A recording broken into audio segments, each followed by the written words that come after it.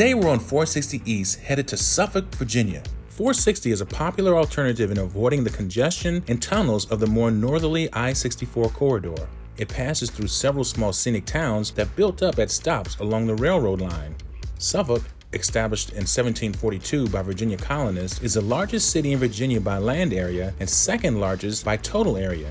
It has miles of waterfront property on the Nansemond and James Rivers. Prior to colonization, Suffolk and the region was inhabited by the indigenous Nansemond people, many of them in the Virginia portion of the Great Dismal Swamp. Today we'll explore Suffolk and the Great Dismal Swamp, both of which hold a deep, hidden history not known by many.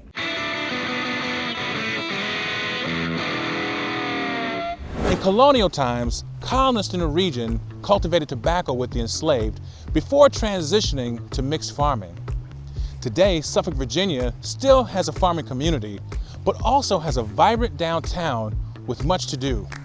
We have about 95,000 people in Suffolk.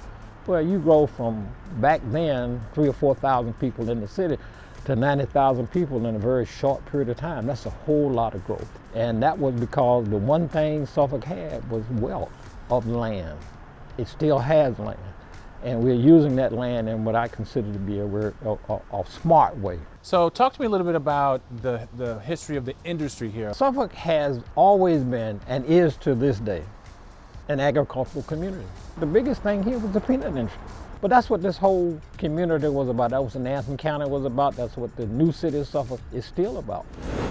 Peanuts grown in the surrounding areas became a major agricultural industry for Suffolk. In fact, Planters Peanuts was established in Suffolk beginning in 1912 and is also the birthplace of Mr. Peanut, the mascot of Planters Peanuts.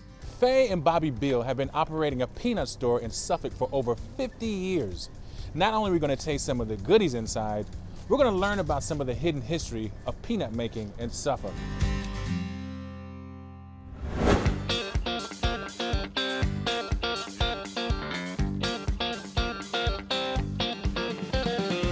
So tell me how Faye's father got into the peanut business. Originally, Mr. Blevins, he used to run the oil mill for Planters.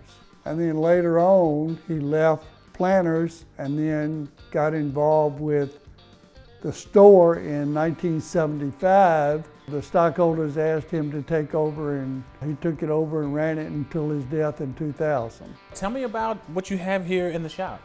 Well, we have a large variety of peanuts.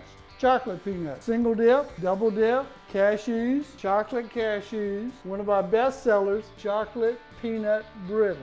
Peanut brittle is good, but if you put chocolate on it, so much better. That sounds dangerous. We've been lucky to be able to keep a good variety over the years. Well, I hear that there's a roaster in the store. Yes, there is. So will we get to see some roasting? Sure. Let's do it. This is a 1936 roaster. Came out of the original Planters Nut and Chocolate Company. Use it every day to roast in the shell Virginia extra large peanuts. Now, how's this thing work? Electric motor turns a set of barrels inside. It's gas fired. Taylor's gonna put some peanuts in and we're gonna roast. All right. So how long does it take for the peanuts to be done? First batch, it takes about 45 minutes because you have to heat all that metal up first. Second batch takes about 25 minutes.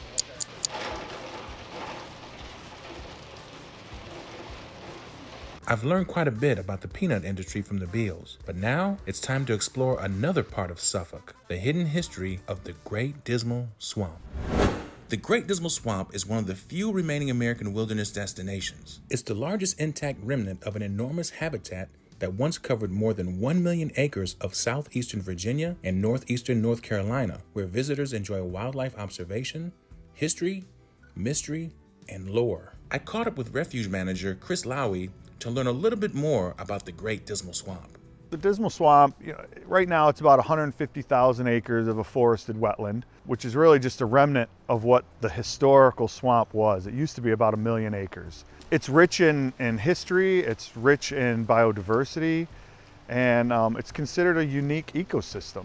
And being in the mid-Atlantic of the United States, we're in the middle. So we have northern species and southern species that all come together here. So the richness and the diversity of our wildlife is large.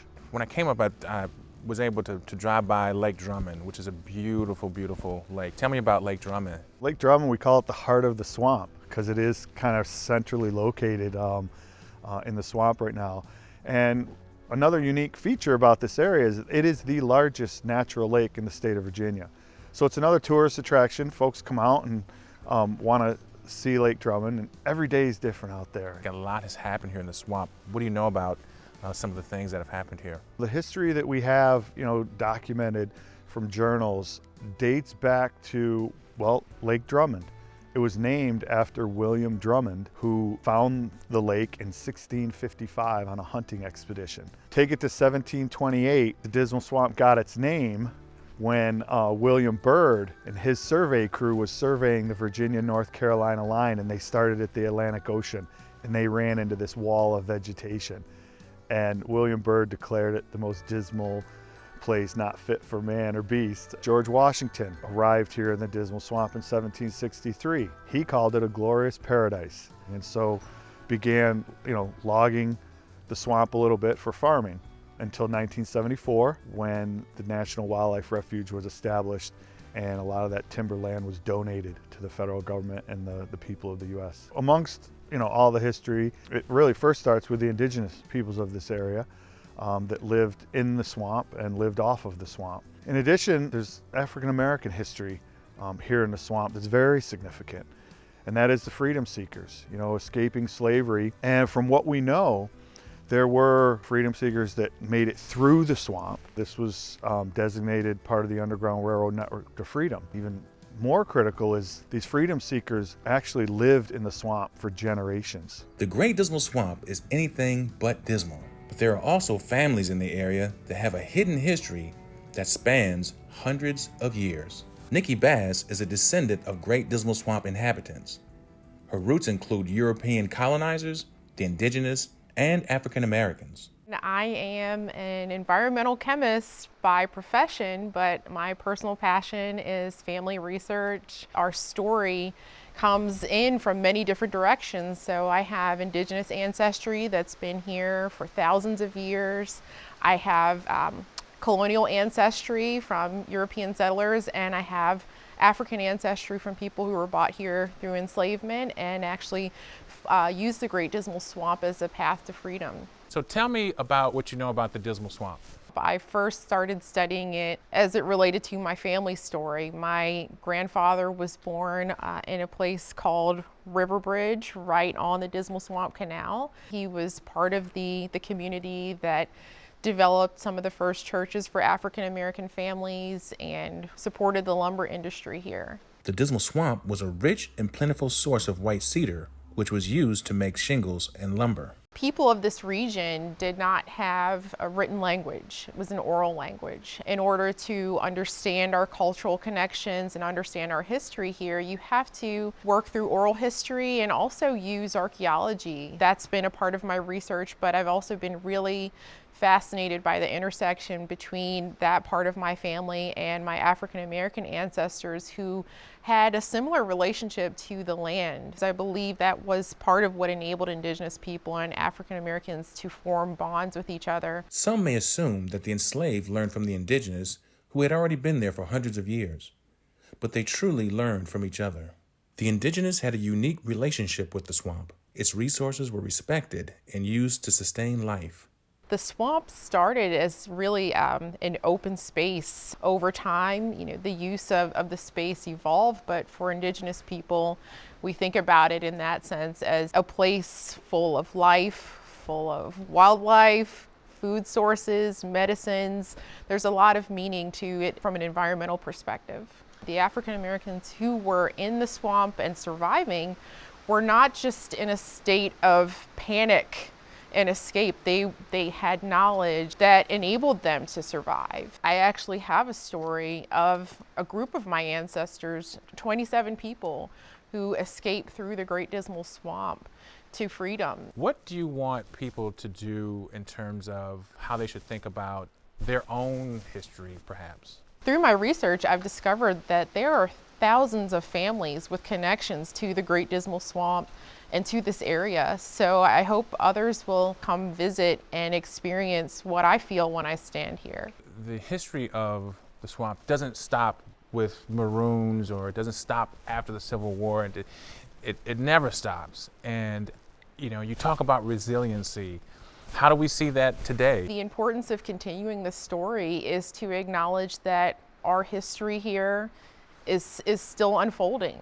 We're still part of the community. We're still building legacies. We're still contributing to the economy, to the culture, to the creativity. So I want people to understand that one day people will look back at us and examine how we've used our history to continue building and to have a society that values parts of our experience that were previously undervalued. Suffolk, Virginia and the Great Dismal Swamp are a beautiful part of the Chesapeake region. The history of the Dismal Swamp, Indigenous and African Americans, are an important part of the community's fabric. But there's still much to learn about this history. So the next time you're traveling on 460, whether you're looking for peanut treats or just a weekend getaway, why not take a detour and explore the hidden history of Suffolk, Virginia and the Great Dismal Swamp?